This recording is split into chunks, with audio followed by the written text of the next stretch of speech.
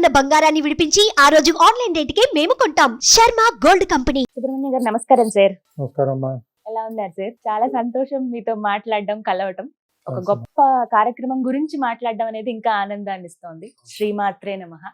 అమ్మవారిని స్మరించుకుంటూ ఒకసారి ఈ విశ్వశాంతి మహాయాగం ఇది శతసహస్ర చండీ యాగం అంటే మేమైతే జీవితంలో ఎప్పుడు చూడలేదు సార్. అంటే కలియుగంలో ఎవరు చూడలేదమ్మా. నిజం అది. అదే ప్రత్యేకమైన యాగం. జగద్గురు పీఠాధిపతులు వారి సంకల్పంతో జరుగుతున్నటువంటి గొప్ప యాగం ఇది. ఈ యాగం గురించి పూర్తి వివరాలు తెలియచేయండి సార్. మనకు ఒక అద్భుతమైన అంశాన్ని మనం ప్రస్తావన చేసుకోవాలి. దశరథ మహారాజు ఆయనకి సంతాన ప్రాప్తి కోసం అని చెప్పి వాళ్ళ కులదైవం కామాక్షి అమ్మవారు. ఓ ఆయన ఆ ఇక్ష్వాకు కులానికి చెందిన దశరథ మహారాజు 2000 మైళ్ళు దూరంగా ఉన్న కామాక్షి అమ్మవారి దేవాలయానికి వచ్చి కంచి హ్మ్. పుత్రకామేష్టి యాగం చేయటానికి అక్కడ స్ఫూర్తి పొందాడు అని మనకి ఆహా. చరిత్ర చెప్తోందమ్మా. హ్మ్. ఆ స్ఫూర్తితో ఆయన వెళ్ళి మళ్ళా పుత్రకామేష్టి అయోధ్య నగరంలో చేసి హ్మ్. అమ్మవారి ఆశీస్సులతో మనందరినీ కాపాడిన ఆ రామచంద్రుడిని, రామ ఆ. లక్ష్మణ భరత శత్రుఘ్నుల్ని ఆయన ఆ విధంగా పొందాడు అని చెప్పి మనకి తెలుస్తోంది. కాబట్టి ఆధునిక భారతదేశంలో హ్మ్. మన చరిత్రని వాళ్ళ ఒకసారి మళ్ళా పునరాలోచన చేసుకుంటే హ్మ్. ఆ సంబంధం హ్మ్. కంచి నగరానికి అయోధ్య నగరానికి ఉన్న సంబంధం హ్మ్. మనకి మళ్ళా ఈ యాగం ద్వారా హ్మ్. మళ్ళా ప్రాప్తిస్తోంది. హ్మ్. అది ఒక గొప్ప సంఘటనగా అందరం భావిస్తున్నాం. ఆ కామాక్షి పరదేవత యొక్క స్వరూపంగానే మనందరం కూడా జగద్గురువులు శ్రీ శ్రీ శ్రీ విజయేంద్ర సరస్వతి స్వామి వారిని భావిస్తాం. హ్మ్. వారు ఈ యాగం చేస్తే విశ్వశాంతి లభిస్తుందని, మానవాళి వాళ్ళు అనుభవిస్తున్న ఈ విలువల పతనానికి ఒక రకంగా చెప్పాలంటే సమాధానంగా, హ్మ్. విశ్వశాంతి కోసం, విశ్వ కళ్యాణం కోసం ఈ యాగాన్ని స్వామివారు తెలపటం, దానికి సంబంధించిన ఒక కోర్ కమిటీ లాగా ఒకటి ఏర్పాటు చేసుకున్నారమ్మా కొంతమంది పెద్దలు. హ్మ్. అందులో నాలాంటి వాడికి ఒక స్థానాన్ని ఇచ్చి హా. ఆ కోర్ కమిటీ సభ్యుడిగా ఏర్పాటు చేసి హ్మ్. దీనికి కావాల్సిన ఏర్పాట్లు, ఆలోచనలు, హ్మ్. ఈ ప్రణాళికలు జరగాలంటే చాలా పెద్ద ఇది ఒక ఎత్తున జరుగుతున్నటువంటి పెద్ద పెట్టడం కార్యక్రమం. జరుగుతున్నది. అవును. అందులో నాకేదో అనుభవం ఉందని కాదు, కానీ హ్మ్. స్వామివారి దగ్గర చేసిన సేవకి తిరుమల తిరుపతి దేవస్థానానికి కొంచెం ఏదో ఇతోధికంగా సహాయపడటానికి ఉన్నానమ్మా. అది మనం ఇవాళ చూస్తున్న ఈ నేపథ్యం, ఇది అద్భుతంగా అయోధ్యకి కాంచికి ఉన్న సంబంధం. అంటే ఈ గొప్ప కార్యం ఇలా జరగబోతోంది, చేయదలుచుకున్నాం, మీరు కూడా భాగస్వాములు కండి అని చెప్పినప్పుడు మీ స్పందన ఏంటి? ఏమనిపించింది? అంటే కొన్నిసార్లు మనకి భగవంతుడి యొక్క అనుగ్రహం వచ్చి మన ఒళ్ళో పడుతుంది. హ్మ్. మనకు అర్హత లేదని మనకి తెలుసు, హ్మ్. కానీ ఆయన అనుగ్రహం ఆ రకంగా పెద్దలు హ్మ్. మీరు కూడా ఉంటే బాగుంటుంది అన్నారు. హ్మ్. అప్పటి నుంచి ఏదో నాకు తోచిన సహాయాన్ని అందిస్తూ సర్వసామాన్యంగా మాట సహాయం మాత్రం అందిస్తున్నాను. ఆ విధంగా అదే గొప్ప విషయం కదా సార్. ఆ విధంగా ఈ కార్యక్రమంలో ఇన్వాల్వ్ అవటం అవుతుందమ్మా. ఇది చాలా గొప్ప కార్యక్రమం. 18వ తారీఖు ప్రారంభమైతే నవంబరు, జనవరి 1 దాకా చేస్తున్నారు. ఇప్పటి వరకు. హ్మ్. విన్నది ఏమిటంటే ఇంతవరకు ఎవరు కూడా కలియుగంలో ఇంత పెద్ద పెట్టున అలాంటి అద్భుత క్షేత్రంలో హ్మ్. ఇంతవరకు ఎప్పుడు జరపలేదు. అంటే సహస్రం ఇలా విన్నాం కానీ శత సహస్రం శాత అనేది సహస్రం అనేది మనం ఎక్కడ వినలేదు ఇది. హ్మ్. అలాగే దివ్య రుద్రం, అతిరుద్రం కంటే చాలా చాలా ఉత్కృష్టమైనది దివ్య రుద్రంగా భావిస్తారు.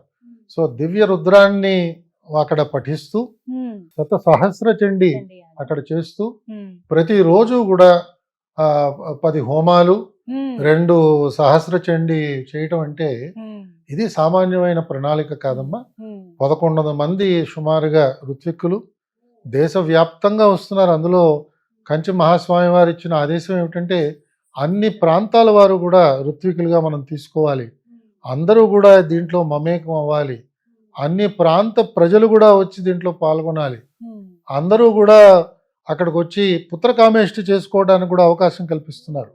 కాబట్టి వివాహితులైన వారందరూ కూడా, సత్సంతానాన్ని కోరేవారు ప్రతి ఒక్కరూ కూడా అక్కడికి విచ్చేసి అందులో పాల్గొని వారు నమోదు చేసుకోగలిగితే వారందరికీ కూడా ధర్మాన్ని ఉద్ధరించే సంతానం తప్పకుండా వారి ద్వారా కలిగి సనాతన ధర్మ వైభవానికి ఇతోధికంగా వారి వారి పాత్రల్ని వారు నిర్వహించడానికి కూడా అవకాశం ఉందమ్మా.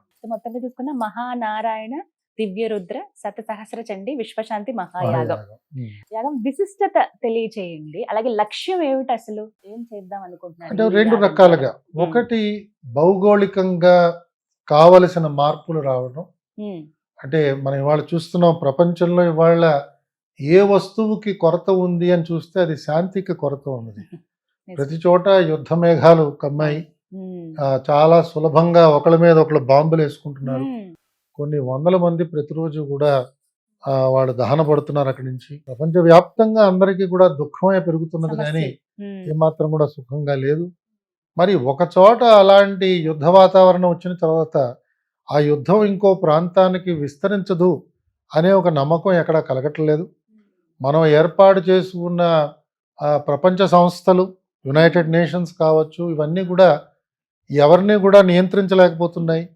కాబట్టి మానవ తప్పిదాలు పెరుగుతున్న ఈ రోజుల్లో దైవ శక్తిని మనందరం కూడా కోరి అందరి మనుగడ కోసం, అందరి మేలు కోసం చేస్తున్న మహాయాగం ఇది మొట్టమొదటిది. రెండు, ఆధ్యాత్మికంగా ఉన్న సాధకులకి వారు వారు చేస్తున్న సాధనకి భగవంతుడి యొక్క అనుగ్రహం సంపాదించడానికి అలాంటి దివ్యమైన క్షేత్రంలో చేస్తే, మనందరికీ తెలుసు అయోధ్య నగరం యొక్క ప్రాధాన్యత ఏమిటో. ఇక్ష్వాకు వంశం ద్వారా ఏర్పడిన మొట్టమొదటి రాజధాని నగరం. మరి అలాంటి రాజధాని నగరాన్ని మనం శ్రీరామాయణంలో కొంచెం తిలకిస్తే పండితులందరూ కూడా నిరంతరం చెప్తూ ఉంటారు, ప్రతి ఒక్క అంశానికి కూడా గీటురాయిగా మనకి శ్రీరామాయణం కనిపిస్తుంది. ఉదాహరణకి ఒక మంత్రిమండలిని ఎలా ఏర్పాటు చేయాలి అన్న అంశంలో కూడా అనేక లోతులు వాల్మీకి మహర్షి మనందరికీ అందించాడు. ఎలాంటి మంత్రులు ఉండాలి, వారిలో ఎలాంటి పారదర్శకత ఉండాలి, ఎదుటి వారిని చూడంగానే వారి మనసులో ఉన్న దుఃఖాన్ని అర్థం చేసుకునే మనస్తత్వం ఉన్న మంత్రులు ఉండాలి, అలాగే నిబద్ధతతో పనిచేసే మంత్రులు ఉండాలి. ఇలాగా ఆయన కొన్ని లక్షణాలన్నీ కూడా శ్రీరామాయణంలో మనకి ఉటంకిస్తారు.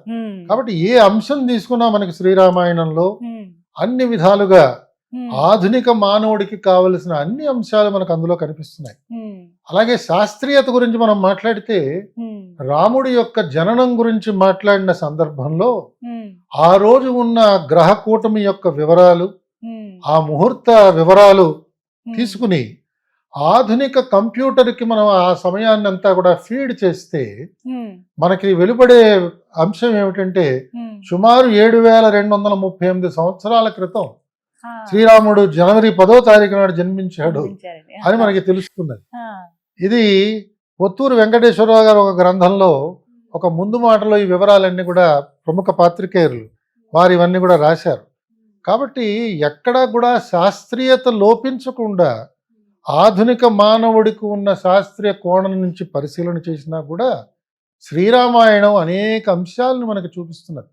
మరి శ్రీరామాయణంలో మనకి ఆంజనేయ స్వామి సీతామ్మవారి అన్వేషణతో వెళ్ళినప్పుడు ఆయన చూసిన పర్వత శ్రేణులు, ఆ ప్రాంతాలు, ఆ నదులు, ఆ సముద్రాలు, అవన్నీ కూడా వర్ణన ఇవాళ తీసుకున్నప్పుడు భౌగోళికంగా వాల్మీకి మహర్షి ఎలా సందర్శించాడు, ఒక ప్రాంతంలో కూర్చుని అంత వివరంగా రాయగలిగాడంటే ఆ దర్శనం ఏదైతే ఆ ఋషికి లభించిందో ఆ స్థితిలో మన పూర్వీకులందరూ కూడా ఉండేవారు.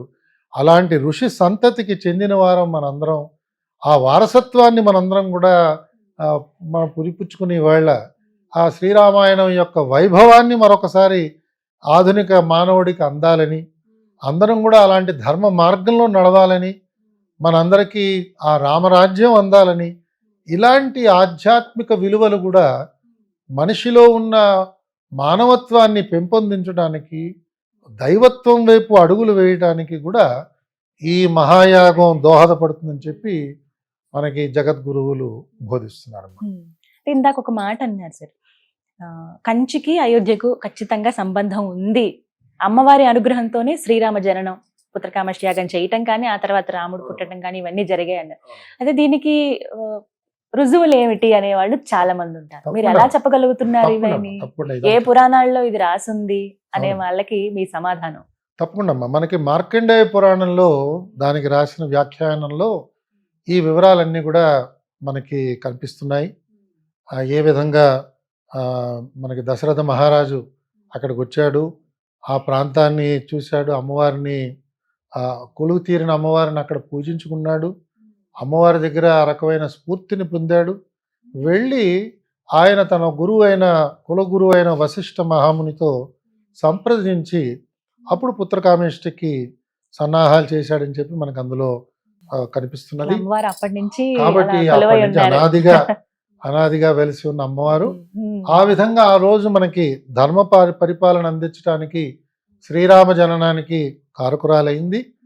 మరి అలాగే ఇంకొక చాలా విచిత్రమైన అంశం ఏమిటంటే సుమారు 500 సంవత్సరాల క్రితం మనకి మృగ్యమైన శ్రీరామ యంత్రం దాని నమూనా మళ్ళా మనకి కంచిలో లభించింది. అలా సో ఎలా అది ఉందండి? అంటే అదే సమయంలో కంచిపట్నంలో చేసిన ఒక మండపంలో ఈ యంత్రాన్ని ఏర్పాటు చేశారమ్మా. అదే నమూనాన్ని స్వామివారు మళ్ళా ఇప్పుడు తయారు చేయించి సుమారు 180 కిలోలు దాంట్లో తయారు చేయించిన తర్వాత బంగారు పూతతో దాన్ని ఇప్పుడు రేపు 27వ తారీఖు నాడు తిరుపతి నగరం నుంచి దానికి అందించవలసిన పూజల తర్వాత ప్రారంభం అవుతుంది. ఒక రథయాత్రలాగా వాటిని తీసుకెళ్ళి ఓ. ఆ యంత్రాన్ని ఈ యాగం జరుగుతున్న వేదిక దగ్గర దాన్ని పదిలపరిచి దానికి పూజలు అందించి దాని తర్వాత ఈ మధ్యనే ప్రతిష్ఠ చేసుకున్న రామ మందిరంలో ఈ యంత్రాన్ని ప్రతిష్ఠించడానికి కూడా సన్నాహాలు జరుగుతున్నాయి. అన్ని అద్భుతమైన ఘట్టాలేనండి. ఇవన్నీ కూడా అద్భుతమైన వీక్షించాలి. ఘట్టాలు. హ్మ్. మన తరం చాలా అదృష్టవంతులు. నిజం, అది మనందరం మాత్రం. కూడా ఇదంతా కూడా మనం చూడగలుగుతున్నాం. మన కళ్ళ ఎదురు జరుగుతున్నది. మనకి మీలాంటి వారి మాధ్యమం ద్వారా అందరికీ మీరు విశేషాలను అందిస్తున్నారు. అదృష్టం భాగ్యంగానే భావిస్తాం నిజంగా ఇది. కావాలంటే ఎంత అందరూ అదృష్టం. వెళ్ళి పాల్గొనొచ్చు కూడా, యాగాల్లో పాల్గొనొచ్చు, నమోదు చేసుకోవచ్చు. అందరినీ కూడా మీ ద్వారా అందుకనే ఆహ్వానిస్తున్నాం. నిజంగా జీవితంలో వచ్చేటువంటి గొప్ప అవకాశం ఇది. ఎవరు దీన్ని మిస్ చేసుకోవద్దనే చెప్పుకోవాలి చెప్పాలి. ఖచ్చితంగా. అవును, అవును. అయితే ఈ సాధారణ భక్తులుగా మాలాంటి వాళ్ళు ఎలా పాల్గొనవచ్చండి? ఈ వివరాలు తెలియచేయండి ఈ యాగంలో. మనం ఈ యాగంలో పాల్గొనాలంటే మనందరం కూడా ఒక కామన్ సెల్ నెంబర్ ఒకటి ఉందమ్మా, మీ స్క్రీన్ మీద కూడా మనం డిస్ప్లే వేద్దాం. చేద్దాం. 7780252277. ఈ నంబర్కి మిస్డ్ కాల్ ఇస్తే ఆ మిస్డ్ కాల్ నుంచి ఒక డ్రాప్ డౌన్ షీట్ ఒకటి వస్తుంది అందరికీ.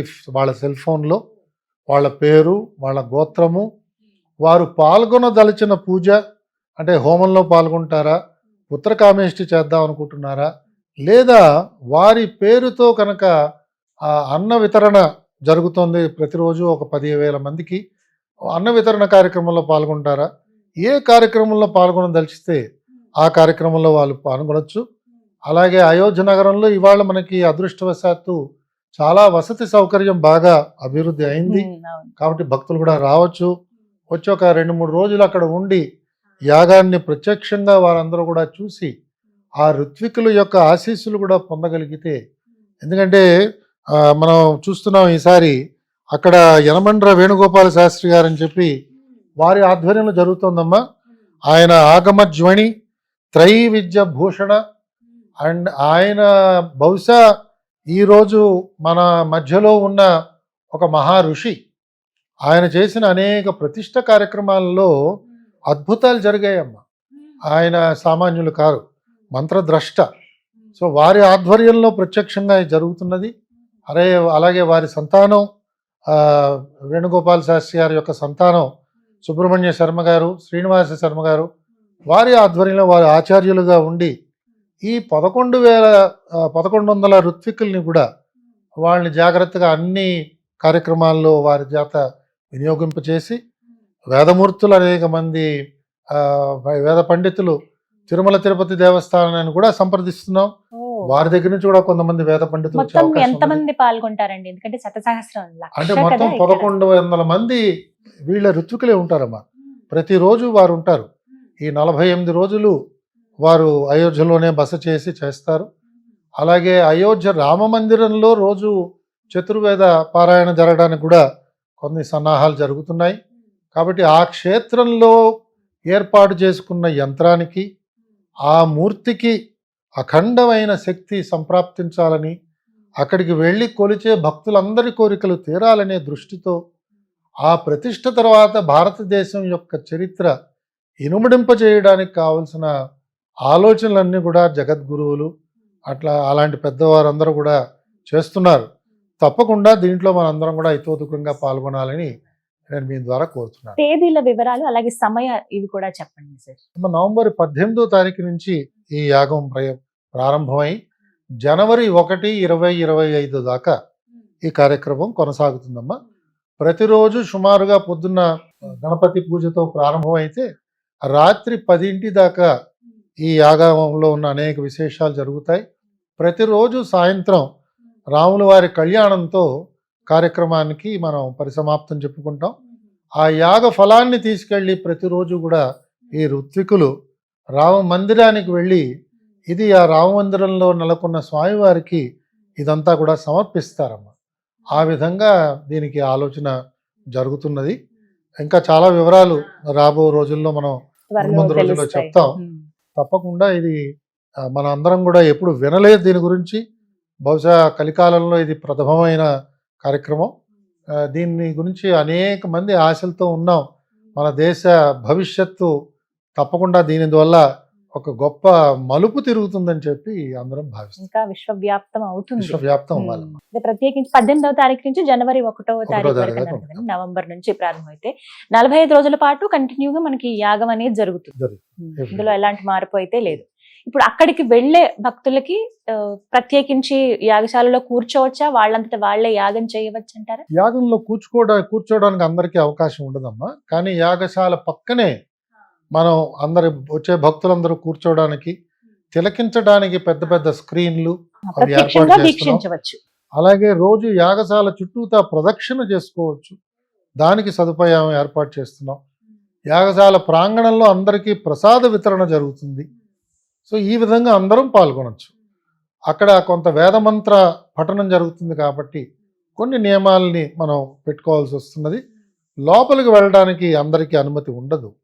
కానీ ఎవరైతే సంకల్పం చెప్పుకుంటున్నారో, ఏ రోజుకు ఆ రోజు ఎవరైతే పాల్గొంటున్నారో ఆ దంపతులకి మాత్రం ప్రవేశం ఏర్పాటు చేయబడుతుంది.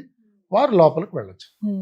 ఎంతమంది ఇంతవరకు లెక్క అని ఉందండి? ఎవరైనా ఎంతమంది అయినా రావచ్చమ్మా. అలాగే మనకి ఆ ప్రాంతంలో ఉన్న ఒక 18 మంది పీఠాధిపతులు, గురువులు, అఖాడాకి చెందిన వారందరూ, వివిధ అఖాడాలకి చెందిన వారందరూ కూడా దీన్ని ఆమోదం తెలిపి వారందరూ కూడా భాగస్వామ్యులయ్యి వారు కూడా అందరికీ ఆహ్వానం అందిస్తున్నారు. వారందరూ కూడా చాలా చాలా గొప్ప తపస్సంపన్నులు. వారందరూ చేస్తున్నారు. అలాగే రామ తీర్థ క్షేత్ర ట్రస్ట్ వారు, తర్వాత కంచి మహాపీఠం పీఠాధిపతులు, అలాగే శ్రీవాణి ట్రస్ట్ వారు, ఈ ముగ్గురు కూడా ఈ కార్యక్రమాన్ని బాధ్యతలు తీసుకుంటున్నారు.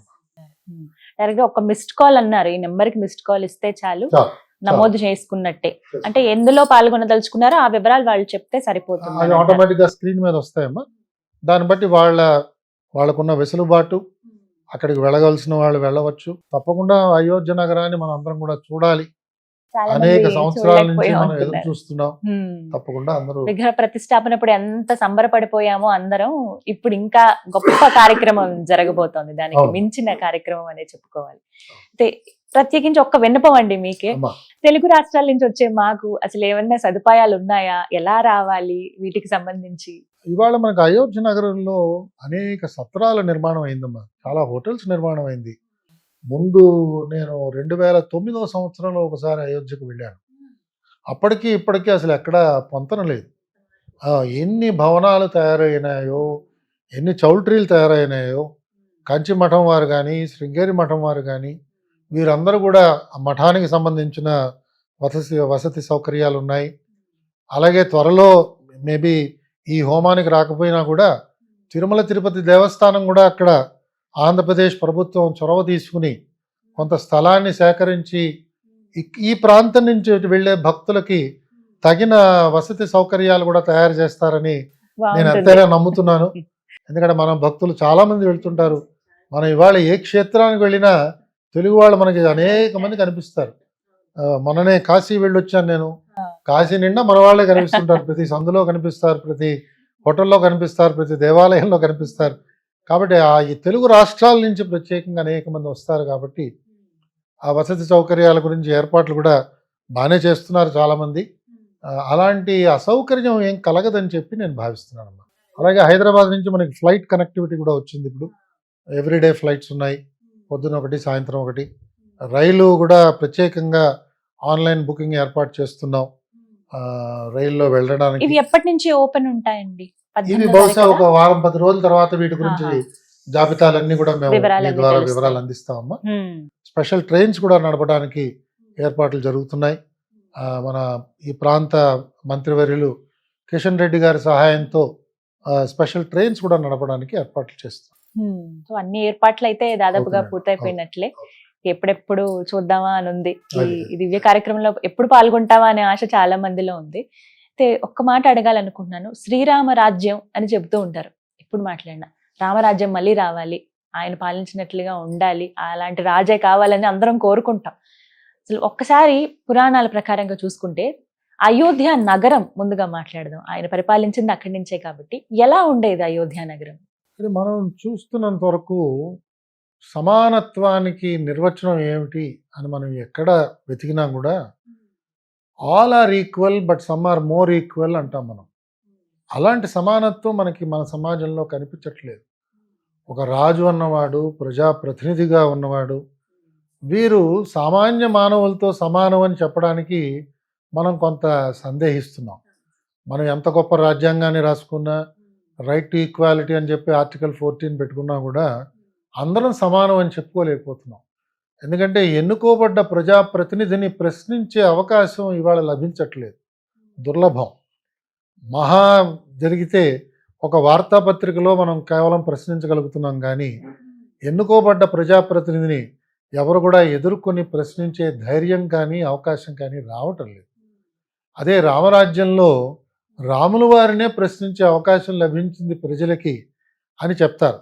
అక్కడ ఏ సమయంలో అయినా సరే ఎవరైనా వెళ్ళి గంట మోగిస్తే వారికి రాముల వారికి వారి కొలువులో ప్రవేశం వెంటనే లభించేది అని చెప్తారు. మనకి ఉత్తర రామాయణంలో ఒక మంచి సంఘటన కూడా నాకు జ్ఞాపకం వస్తుంది. ఒకరోజు ఈ రకంగానే సాయంత్రం వేళ చీకటి పడుతున్న సమయంలో గంట మోగుతుంది. గంట మోగితే వెంటనే అందరూ పరిగెడతారు, సభికులు పరిగెడితే అక్కడ ఒక కుక్క కనిపిస్తుంది. కుక్క గంట మోగిస్తుంది. ఏమిటి కుక్కకున్న సమస్య ఏమిటి, నువ్వు ఏం చెప్పుకోవాలి, ఏమిటి నీ కష్టం అంటే నేను రాముల వారితో మాట్లాడాలంటున్నా కుక్క. అప్పుడు రాముల వారు వస్తారు, రాముల వారు కూర్చొని ఏంటమ్మా ఏమిటి నీకు జరిగిన కష్టం అంటే ఇప్పుడు ఆ కుక్క రాముల వారితో స్వామి బలానా ఆయన్ని మీరు వెంటనే ఆయనకి ఏదైనా ఒక మంచి పదవిని ఇవ్వాలి అని చెప్తుంది. అప్పుడు రాముల వారు అంటారు, అదేంటమ్మా పండితుడికి నువ్వెందుకు అడుగుతున్నావు పదవి అంటే, ఆ పదవి కూడా ఎలాంటి పదవి, ఆయనకి దగ్గరలో ఉన్న పీఠానికి కానీ దేవాలయానికి కానీ ఒక స్థానం ఇవ్వండి అని చెప్తుంది. అంటే రాముల వారు కొంచెం విస్తుపోతారు. విస్తుపోతే సభికులందరూ ఆశ్చర్యాన్ని వ్యక్తపరుస్తారు, ఏమిటిది కుక్క ఇలాంటి కోరిక కోరుతోంది అని. అప్పుడు ఆ కుక్క చెప్తుందంట, నన్ను అకారణంగా ఈ పండితుడు నన్ను కొట్టాడు, ఆ కొట్టడం వల్ల నాకు ఈ కాలుకి దెబ్బ తగిలింది. నాకు కుక్క జన్మ రావడానికి కారణం నేను గత జన్మలో ఆలయానికి ఒక అధికారిగా పనిచేశాను. ఆ ఆలయంలో పనిచేసినప్పుడు చేసిన తప్పిదాల వల్ల నాకు ఈ కుక్క జన్మ ప్రాప్తించింది. కుక్క జన్మ ప్రాప్తించింది కాబట్టి ఆ పండితుడు నా మీద విసుక్కుని నా మీద ఈ కర్రతో కొట్టాడు. కాబట్టి అదే శిక్ష ఆ పండితుడికి ప్రాప్తించాలంటే ఆయన మళ్ళా ఏదైనా దేవాలయంలో ఆయన మీరు చైర్మన్ గానో ఏదో వేయండి, అప్పుడు తప్పకుండా ఆయన చేసే తప్పుకి ఆయన కుక్క జన్మ ఎత్తుతాడు. ఆ కుక్క జన్మ ఎత్తినప్పుడు ఎవరో ఒకళ్ళు ఆయన కర్రతో కొడతారు అని రాముల వారికి చెప్పినట్టుగా ఆయన కూడా అనుభవిస్తారు. ఉత్తర రామచరిత్రలో ఉందని చెప్తారమ్మా. అంటే అలాంటి స్వాతంత్ర్యం, పశువులు కూడా వెళ్ళి రాముల వారితో మాట్లాడగలగటం, రాముల వారు అందరికీ అభయం ఇవ్వడం, అందరికీ కూడా రక్షణ కల్పించడం, పౌరులు ఎవ్వరికీ దుఃఖం కలగకుండా చూడగలిగే పరిపాలన అందించటం, సకాలంలో వర్షాలు పడటం, సస్యశ్యామలమైన వ్యవసాయం జరగడం, ఎక్కడ కూడా ఎవరు ఆకలి దప్పులతో లేకుండా ఉండడం, ఇవన్నీ కూడా రామరాజ్యానికి లక్షణాలుగా మనకి పండితులు అనాదిగా చెప్తూ వచ్చారు.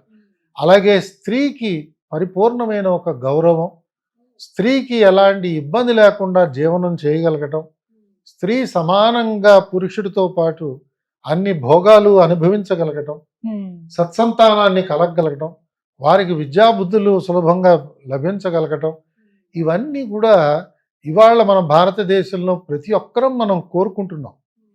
ఏ ఒక్కటి కూడా ఇందులో అతిశయోక్తిగా మనం భావించడానికి లేదు, నాకు అవసరం లేదు అని చెప్పడానికి లేదు. ఇలాంటివన్నీ కూడా మనందరికీ, భారతదేశంలో వారికి, ప్రపంచ దేశాల్లో అందరం కూడా శాంతి సౌఖ్యాలతో ఉండాలంటే రాములు వారే ఆదర్శం, రామరాజ్యమే ఆదర్శం. చక్కగా వివరించారు. చాలా మందికి తెలియవు ఇవి. కొన్ని అంశాలు తెలుసుకుంటేనే ఎంతటి విలువ ఉందో వాటికి మనకు అర్థం అవుతుంది. అవునమ్మా, అవును. ఎందుకంటే మనం ఆది కావ్యం అన్నాం. ప్రపంచ పటంలో మొట్టమొదటగా రచింపబడ్డ కావ్యం శ్రీరామాయణం. కాబట్టి ఆది కావ్యం కింద దాన్ని మనం పెట్టుకున్నప్పుడు ప్రతి ఒక్కరం కూడా కనీసమైన పరిచయం శ్రీరామాయణంతో మనకు ఉండాలి. ఆ రామాయణంలో ఉన్న విలువలు మనందరికీ కూడా తెలియాలి, ఆచరించడానికి సంపూర్ణమైన ప్రయత్నం చేయాలి. సీతారామ లక్ష్మణుల యొక్క ఆశీస్సులతో, హనుమత్ సుగ్రీవ జాంబవతి వారి యొక్క ఆశీస్సులతో అందరం కూడా పరిపూర్ణమైన ఆరోగ్యంతో జీవించాలి. అయితే యాగం పూర్తిగా 1వ తారీఖుతో ముగుస్తుంది కదండి, జనవరి 1వ తారీఖు. ఆ తర్వాత అంటే ఆ చివరి రోజున జరిగేటువంటి కార్యక్రమం ఏమిటి? ఇంకా వివరాలు మనకి ఇంకా పూర్తిగా తెలియదమ్మా. మరి పూర్తిగా ఏదైతే యంత్రాన్ని పూజ చేస్తారో మళ్ళీ ఎప్పుడు ప్రతిష్టాపన జరుగుతుంది? యంత్ర ప్రతిష్టాపన కూడా ఈ పూర్తి యాగం జరుగుతున్న సమయం కూడా ఈ రామయంత్రం మనకి యాగశాలలోనే ఉంటుందమ్మా. ఇది అయిపోయిన తర్వాత బహుశా దానికి ఒక ముహూర్తం అది ఏర్పాటు చేసుకుని అది తీసుకువెళ్ళి మనం రాముల వారి సన్నిధిలో ఈ యంత్రాన్ని కూడా ప్రతిష్ఠించాలన్నది పెద్దల యొక్క నిర్ణయం. బహుశా దాని వివరాలు మనకి జగద్గురువులు మరి వారు స్వయంగా వచ్చి చేస్తారా, వేణుగోపాల శాస్త్రి గారి ఆధ్వర్యంలో జరుగుతుందో అది ఇంకా నాకు వివరాలు తెలియవు. కానీ దాని యొక్క ఉద్దేశం మాత్రం అయోధ్య మందిరంలోనే దాన్ని ప్రతిష్ఠించాలని చెప్పి భావిస్తున్నాం. రామలల్లా దగ్గరే ఇంత స్వామి ఎంత బాగుంటారు అసలు రామయ్య అయితే. చాలా ఇప్పుడు ఇంకా వెలిగిపోతారేమో దేదీప్యంగా. ఎప్పుడెప్పుడు చూద్దామా అని ఉంది మాకైతే, ఎప్పుడెప్పుడు పాల్గొందామా అని కూడా ఆశగా ఉంది. కానీ ఇది ఒక గొప్ప కార్యం అండి. నిజం, అందరికీ మంచి అవకాశం పాల్గొనదలిచిన వారికి. జీవితంలో ఇంకా అసలు ఇంకొక జన్మ ఉన్నా కూడా ఇలాంటివి ఉండవేమో అని అనిపిస్తుంది. ఇలాంటివి తిలకించి వాటిలో పాల్గొంటే ఇంకొక జన్మ బహుశా ఉండదమ్మా. మన జన్మ సార్థకం అయిపోతుంది. మనందరికీ తెలుసు ఇవన్నీ స్వర్గధామాలు అంటారు. అయోధ్య, అవంతిక, కాశీ, మధుర ఇవన్నీ కూడా స్వర్గధామాలు, స్వర్గ పట్టణాలు. ఈ పట్టణాలకు వెళ్ళటమే మనం ఆ కైవల్యం సిద్ధించినట్టుగా భావిస్తారు. మోక్షం, అందరికీ మోక్షం ప్రాప్తించాలంటే ఈ నగరాలకు వెళ్ళాలంటారు. కాబట్టి అలాంటి మోక్షపురి, అయోధ్యాపురి, అక్కడ జరుగుతున్నది ఈ గొప్ప ఈ క్రతువు. అది మనం వెళ్ళి తిలకించి మన శక్తి మేరకు, యథాశక్తి అనేవారు మా గురువు గారు. కాబట్టి మనకి ఎంత వీలైతే అంత పాల్గొనగలిగితే దాంట్లో ఇతోధికంగా తప్పకుండా మన జన్మను మనం సార్థకం చేసుకోగలుగుతాం. చాలా సంతోషం సార్. చక్కటి, మీరు అన్నట్టుగా గొప్ప అవకాశం ఇది జీవితంలో ఒక్కసారి మాత్రమే వస్తుంది. పాల్గొనాలి, అసలు వీక్షించడమే ఒక మహాభాగ్యంగా భావించాలండి. అటువంటిది చాలా పూర్తిగా వివరాలు అయితే తెలియజేశారు. మాకు అవకాశం ఉంటే అక్కడ కలుస్తాను నేను మిమ్మల్ని. తప్పకుండా. ధన్యవాదాలు సార్. నమస్కారం.